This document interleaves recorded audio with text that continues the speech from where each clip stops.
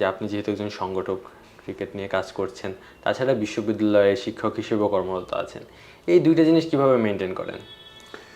আসলে এটা really happen বাংলাদেশে খুব একটা এরকম বিশ্ববিদ্যালয়ে কাজ করা মানুষদের এইসব সংস্থাতে কাজ করা আর সুযোগ খুব সীমিত। এটা ফরচুনেটলি হয়ে গেছে। এটা 2005 সালে আমাদের আরাফাত রহমান কোকোবাই যখন ক্রিকেট বোর্ডের দায়িত্বে ছিলেন, তখন আমরা ইন্টারভিউ দিয়ে কিন্তু ক্রিকেট বোর্ডের নির্বাচন করেছিলাম।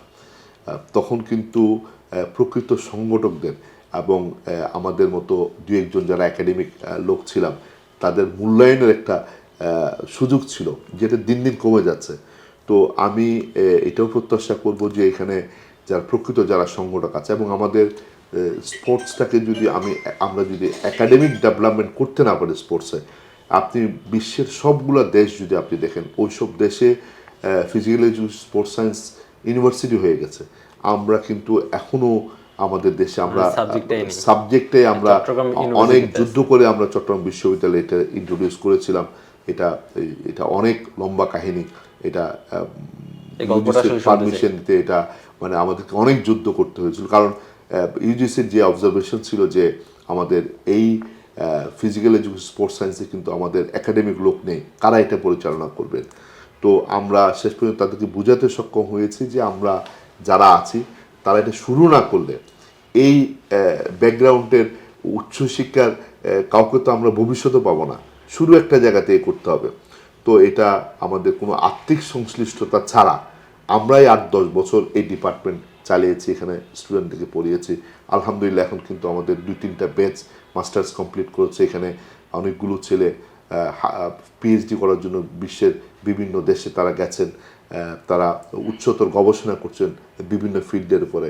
তো এটা একটা শুরু হয়েছে। আমরা প্রত্যাশা করবো এটা বাকি বিশ্ববিদ্যালয়গুলোতেও এটা চালু করা হবে, কারণ একাডেমিক ডেভেলপমেন্ট ছাড়া আমরা যে বিষয়গুলো নিয়ে কথা বলছি, স্পোর্টস নিউট্রিশন, স্পোর্টস সাইকোলজিস্ট বা ভালো মানের কোচিং স্টাফ, এগুলো যদি আমরা যদি এই প্রসেসের মাধ্যমে যদি বের করতে না পারি, আমরা শুধু বিদেশ নির্ভর থাকি, তাহলে কিন্তু এর ফ্যাসিলিটিটা এর সুফলটা ভোগ করতে পারবে একটা লেয়ার ন্যাশনাল লেভেল। এটা যদি আমরা দেশে যদি আমরা একাডেমিগুলোর যে আমাদের ইনস্টিটিউশনগুলোর মাধ্যমে যদি আমরা ব্যাকওয়ার্ড লিঙ্কেজের এইসব প্রপার্টি যদি আমরা যদি বের করতে পারি, তারা কিন্তু বিভিন্ন জেলা লেভেলে, বিভাগ লেভেলে, ক্লাব লেভেলে কাজ করা তাদের যদি সুযোগ হয়, তাহলে এই লেভেল থেকেই কিন্তু সুশিক্ষিত অ্যাথলেট, স্পোর্টসম্যান আমরা প্রডিউস করতে পারবো। Which is the world-class cable brand? Walton Cables, নিরাপদ আগামী সংযোগ। এইচএসসি পার করার পর সবাই ভার্সিটি এডমিশনটা দেয়, তো তখন মোটামুটি যে ছেলেপেলেরা আছে এরা একটা দ্বিধাদ্বন্দ্বে ভোগে যে স্পোর্টস সায়েন্স এটা আসলে কি এবং তাদের আসলে এটা কেন পড়া উচিত, এখানে কি পড়ানো হয়।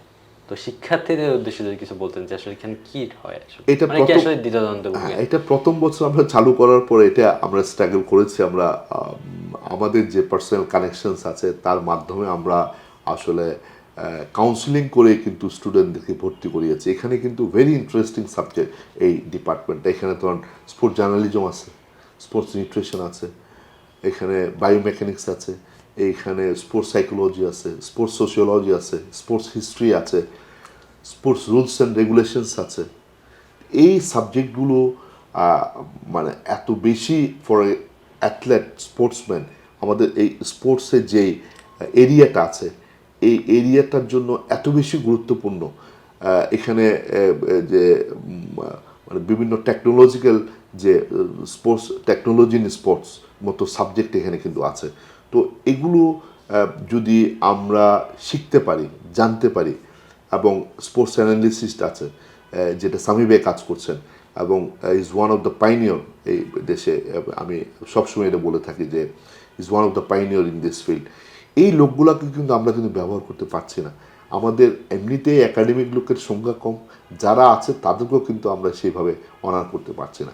তো এদের সংখ্যা যত বাড়বে আমরা স্পোর্টস এডুকেশনটাকে ডেভেলপ করতে পারবো, গভর্নমেন্ট পলিসিতে আমরা স্পোর্টস এডুকেশনটাকে বাধ্যতামূলক পর্যায়ে আনতে পারবো, এবং স্পোর্টস ফিল্ডে কাজ করার যে প্রি এক্সপেরিয়েন্স এই এই শর্তগুলো যদি মানে আমরা এখানে আরোপ করতে পারি, স্পোর্টস ব্যাকগ্রাউন্ডের লোক ছাড়া স্পোর্টস ফিল্ডে কাজ করতে পারবে না, স্পোর্টস মিনিস্ট্রিতে কাজ করতে পারবে না, এনএসসিতে কাজ করতে পারবে না, ফেডারেশনে কাজ করতে পারবে না, তাহলে কিন্তু এদের একটা শ্রম বাজার তৈরি হবে এবং এদের কাছ থেকে যে ইনপুটটা ফেডারেশনগুলো বা আমাদের ক্রীড়া প্রশাসন পাবে এরা অনেক বেটার হবে, কারণ তারা একাডেমিক অভিজ্ঞতা নিয়েই তখন তারা এই তার এক্সপিরিয়েন্সটা শেয়ার করবে, তখন আমাদের স্পোর্টসের আমূল পরিবর্তন হবে।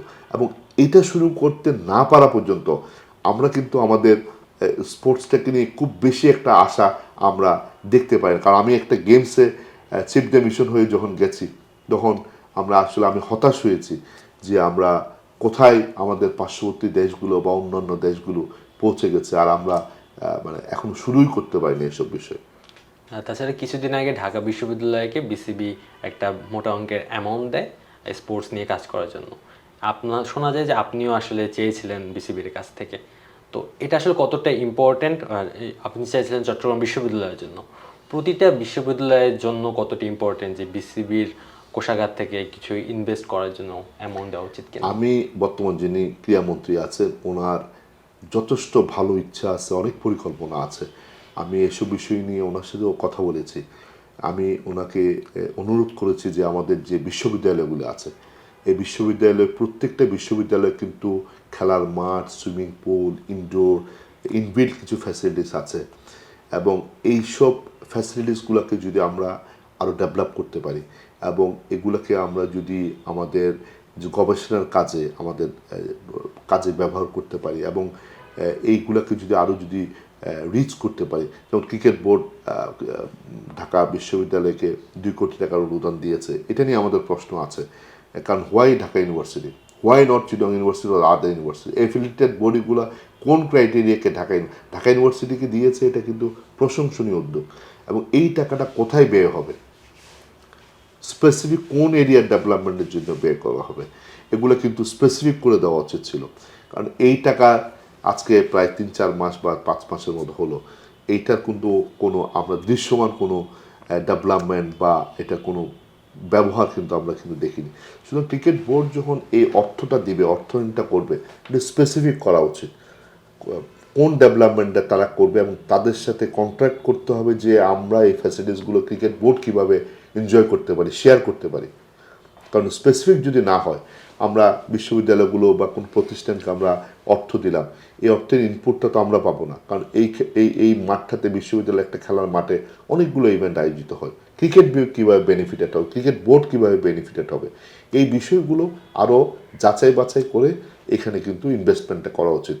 এটা রাষ্ট্রেরই দায়িত্ব, আমাদের ক্রীড়া প্রশাসনের দায়িত্ব। আমাদের যে আমরা বিশ্বের বিভিন্ন দেশে যখন আমরা ইভেন্টগুলোতে যাই, খেলতে যাই, আমরা মোস্ট অফ দ্য ইভেন্ট দেখি যে বিশ্ববিদ্যালয়গুলো থেকে আয়োজিত। আমরা গত এশিয়া কাপ আমরা দেখেছি, এশিয়ান গেমস আমি চায়নাতে দেখেছি, অনেকগুলো ইভেন্ট কিন্তু বিশ্ববিদ্যালয়গুলোতে আয়োজিত হয়েছে।